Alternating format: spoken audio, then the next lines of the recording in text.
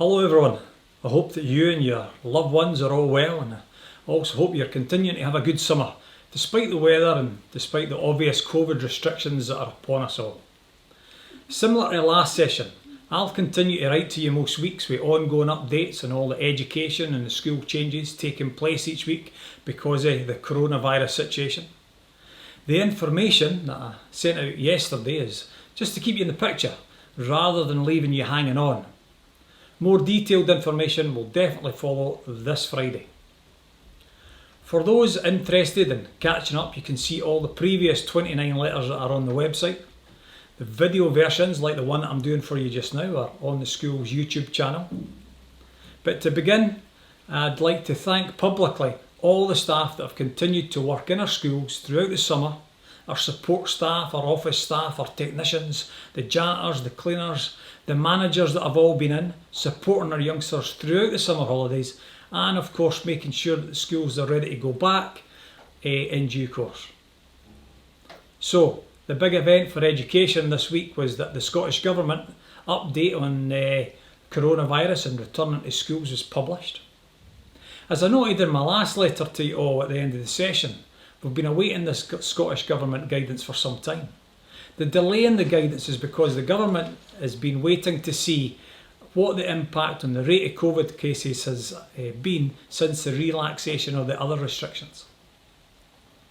The First Minister confirmed on Thursday that all schools can now open on the 11th of August and that pupils must return by the 18th of August. I've given a link to this huge 49-page document and its 61 other links within it in the letter that I sent last night. Now that this guidance has been issued, local authority recovery groups can meet to develop guidance for all the schools that reflect the local context. I'm a member of this recovery group and I can confirm that we've had exceptionally positive meetings, that the local authority guidance will be with all the schools tomorrow, and that the schools will be given information that will help them open fully, safely, and of course ensuring continuity of learning. I recall the school managers back in yesterday, and we've also had great meetings yesterday. We've got meetings in about 10 minutes, and the school managers have completed the risk assessments, and as I make this wee video, the timetablers are next door finishing off the new amended timetable. Working with the local authority recovery work streams, the trade unions, health and safety, education transport, school hostel, the care commission, catering and cleaning services, and the facilities management staff in the council, we'll amend the current blended learning reopening plans that I shared with you before the summer to take account of the government guidance that has just been issued. I'm aware that this does not give much time, but given we only just received the government guidance a few days ago and we still have to meet with all those people that I've just mentioned, it's simply not possible to provide you with the level of detail that we would wish to give you immediately. So the gist of where we are. The risk assessment's been done and it's out to staff, pupils and parents. Comments are welcome, by the way. The risk assessment is on the website. You can have a look at it, you can comment.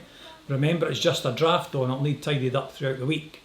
But that's the whole point of giving people a chance to comment. The timetable, as I said, is being written next door for Oban High School. The Tyree Primary School and the Tyree High School timetable, that will remain the same. Nursery timetable may need amended a wee bit. However, again, confirmation by the end of the week.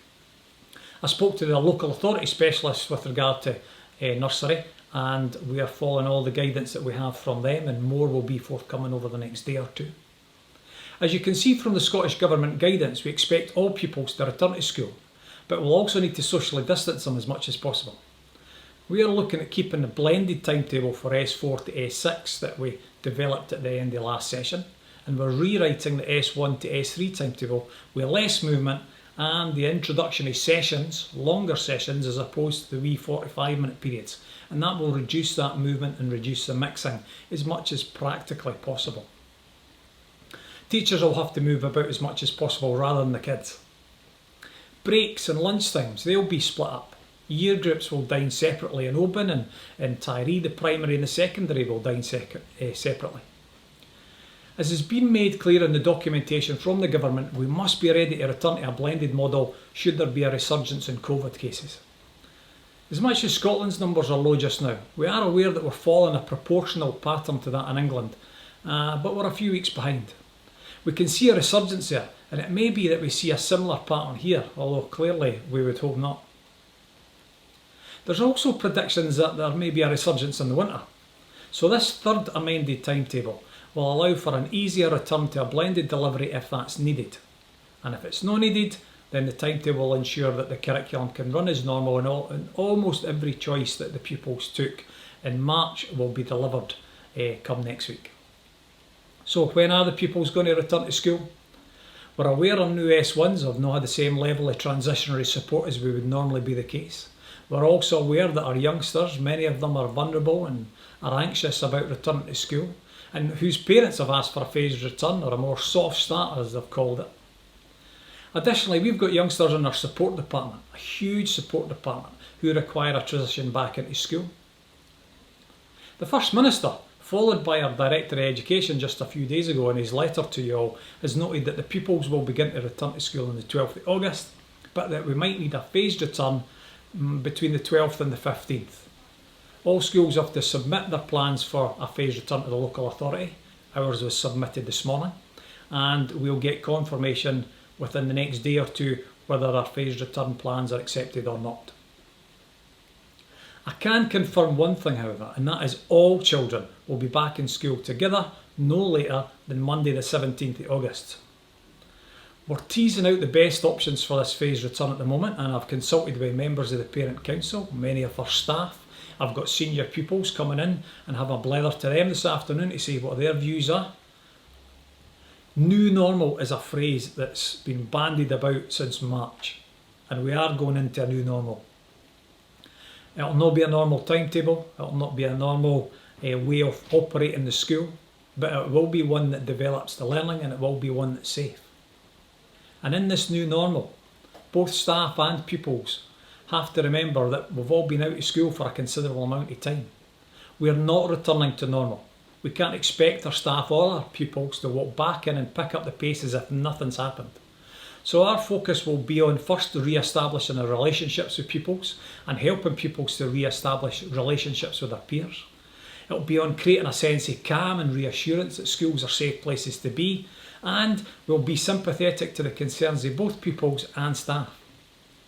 After that, we'll need to establish where each pupil is on the learning journey, which pupils have benefited from the work we delivered home during the lockdown, and who's developed the skills and the knowledge necessary to just carry on as if nothing's happened, and some will be that way, and who just needs that extra bit of help.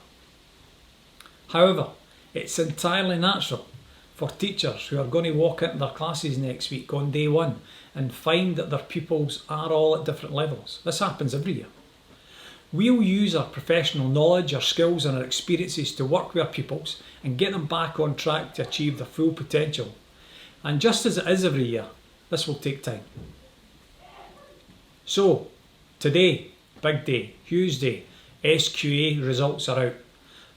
Many of you youngsters, hopefully by the time you see this, or most youngsters by the time you see this, will have got their envelope in the door or have read their text message, and they'll be giving themselves a big pat on the back because they've done well, or perhaps they'll be disappointed by the results they've received, in which case they may want to recourse, they may want to do a course again, they may want to change their career direction. Whatever that is, we're going to offer some support and some help again, as we do every year.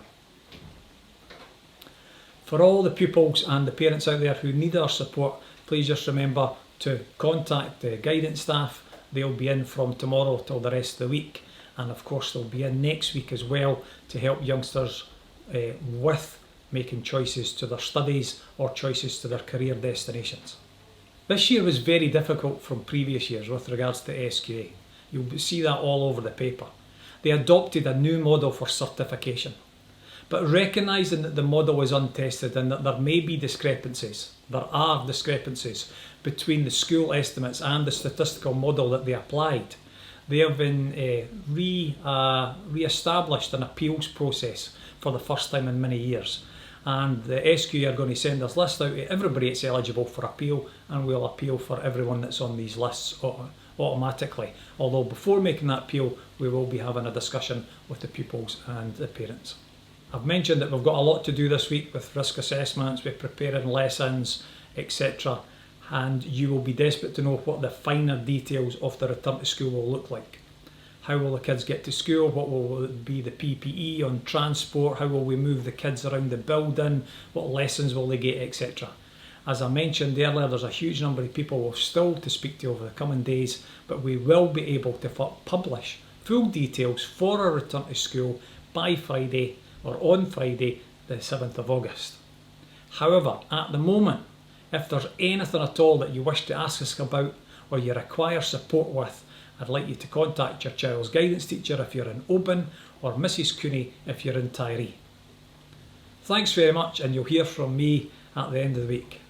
Right, well done to all our kids in the rescue exams today. Thank you very much to all the staff, and thank you very much to all the parents in the community that have given us so many warm wishes of support. I really do appreciate it.